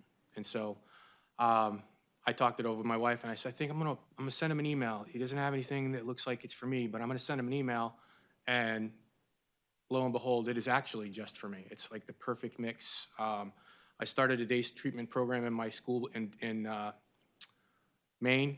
I came aboard, there were 2 years of no special ed director, so they were failed the state audit twice, so I've got quite a bath in learning how to meet all the compliance numbers and learning from the ground up. We were the most poor district in the state, so we got the most money from the state, but all my money went to like 30 kids that were out of district. And so like I couldn't do anything with anybody else because all my money was going away. So I had to come up with an idea to do it. So I was like, here's how we're gonna do it. Like the business part of me said, here's how we're gonna line these things up, and we lined it up, and we started putting roofs on buildings because I found out the hard way that any special ed money that's retained goes back into the general budget. Not a big fan of that, but that's how it works. So my superintendent loved me because all of our budget was coming back in district, but we were serving kids better. They were in their schools, and so I got a bug for that. The company that worked with me in Maine was like, hey, you should come out to New Hampshire. I've got a school district that's dying to do this. So I started one in Keene, which was great for a long time. But private sector is not really for me. Like I'm a public school graduate. I was the first kid in my family to go to college. Like, so and I was born in Nashua. So I was like, all the stars seemed to have aligned. I got lost tonight, drove by St. Joseph's. I'm like, Mom, you're not going to believe it. I feel like I'm close to home. So all the right things. So I'm very excited to be here. And like, honestly, of all the school board meetings I've been to, like, this was very promising. I know you guys, a lot of things, I know you guys got a lot of things that you're working through, and that's great, but you're all going in the same direction, which is rare. So take that win. I'm going to take mine. Thank you very much. I'm so sorry that I got lost. If anybody has any questions, I'm happy to answer them. I love kids. I finally finished my doctorate last year in special ed. It was a long road. I didn't think I was going to get done, but as I looked at my own children, I said, I can't start something and not finish it, so I continued. So. Thank you so much for coming in. I know your team did an extensive interview process in filling this position, so your coming here and being recommended by the superintendent is very high marks for us. So I appreciate it. we're grateful for the amount of work that you guys have put in. I know Heather's going to have her one question. And then I think we can probably safely say we'll take a vote. So Heather, go ahead. I know everyone's looking at me, but it is after 8, and I don't want to ask a big question. So I'm going to modify my question. So Franklin Street is very special because we have our kids starting out, and then we also have our older kids who need a different environment than the big high schools can handle. And so my question to you is, how do you envision managing these very diverse ends of the educational experience in Nashua? Because you've got kids who are seniors and you've got kids who are 3 and 4 years old. So I'm not mixing with each other, just for the public. They're Oh, yeah. completely separate. They're just Not in the breaking the same. laws. We don't have any fifth graders with 12-year-olds. I get it. Or yeah, 12th graders, not 12-year-olds. It actually fills 2 very important needs for me. So number one, when I opened that school in Keene, and by the way, we stayed open during COVID and we grew from 10 kids, and we were borrowing a space from Keene because our space wasn't finished yet. And so we started like in the old tractor barn, which is kind of funny because that's what I started it in Maine. We started in a tractor barn. I'm like, listen, just give me that space. I promise I'll make it work, and we did. They still make it work, by the way. But what I learned is, and I was a high school teacher my entire career, right? I had one special ed kid, and this is this crushing part, is to find out I knew nothing about special ed until I became an administrator. And that's why I went back to school to get my CAGs and my doctorate. But the joy of taking a student who, by most measurements, has given up, the family's given up. Like, I always joked and said, listen, we're all in this round circle boat, right? There's me, school district, and your family. And if we're not all rowing, if one person's rowing in the other direction, we're just going in circles, right? But I had to start with families that, by the way, were chewed up, spit out, and would have nothing to do with the school district. They wanted nothing. They didn't want to hear anything. They didn't want to talk to you. So these were the crispiest parents you could imagine. And that's where I shine the most, because I grew up with crispy parents, because I was that kid. So I wouldn't have thought that until much later. I thought, that's not me. It was absolutely me. And so my strength is little kids. I love them. I love them. So, you know, I thought I loved high school, because when you go to high school and you're teaching high school and you say, hey, how you doing today? And the kid says, F you, Rogers. I don't want to deal with you today. I got you. Stay over there. If you need anything, I'm over here, right? Elementary kids, I went to middle school. I'm like, the more time I spend with them in middle school, I don't have to deal with them in high school. Because I was a junior, senior high school. But then when I went and did my license in elementary school, and all these kids were coming and they're crying and they're trying to hug me and stuff, I'm like, whoa, we don't touch people here. We're not touching anyone. There's no hugs. This is not what we do here. I realized, like, first off, by the way, I didn't have any kids at that point. I decided I was never going to have kids. But that's when I decided that's when I was going to have kids, and have 3 boys would change the world for them. And so these programs meet my very particular needs. I get to spend the days with kids that I love, and also the ones that I feel like I was the most successful in my career with. Like, we grew from 10 kids to 50. They asked us to stop growing. I had 17 different school districts. Let me tell you, it's a lot of parents, a lot of angry folks, a lot of balancing and juggling. But I loved it. I have crazy ADHD and OCD, so that works for me. But then I get to go have lunch with preschoolers, and you know, like where it all starts, where you get to make school the place where they want to go. Right, so that's, when he offered that to me, I'm like, I didn't even know that existed. That's like, how do I take the two things I want the most and put them in one place? So it was an easy question for me. So my wife's like, are we gonna move? I'm like, I don't know, it's too soon yet, but we'll see. We'll see. Nashua is great. We love it here. Yes, we do. All right, guys. Ms. Lampier? I know we've had our top two administrators at Franklin Street School moving on to different things. I didn't know if you got a chance to speak with either one of them and their hopes for the program after they've moved on. I did meet, With Chris McCallum. nope, nope, a woman that's working ESY there. She was a principal. Oh, you met with Miss Burns, Caitlin Burns. Nope, I'm terrible for memory. It was a very quick orientation, I apologize, but she's been here forever. She was a former principal, not the one that was here for 47 years, the lady that was sitting next to her. Coffee? Red hair? Maybe. She's So- working ESY at school, so I told her I'm excited to see her tomorrow. Miss Coffey is still working for us. She comes she back. is? Yes. So Couldn't stay she retired can't for stay. long. So the fortunate part, Dr. Rogers is like, it's actually, I think tomorrow's your first day. So he's coming back tomorrow morning. We might have to get you a hotel. But Chris McCallum is at Birch Street, Yeah. Birch Hill. So there'll be more of those conversations going on. And Greg already transitioned when we had the conversations, but there's, and Miss Burns is still there, so. Okay, all right, that's good. I'm glad to hear it. Yeah, me too. I'm excited to see, you know, how the program grows and matures under you. Thanks. Thank you. I'm excited too. Yeah, I think it's great. So I would actually be looking for a motion.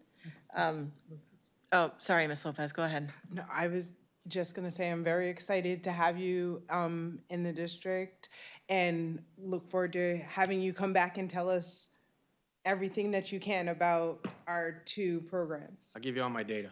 Absolutely. Promise. All right. I'm a data junkie. I'll give it to you.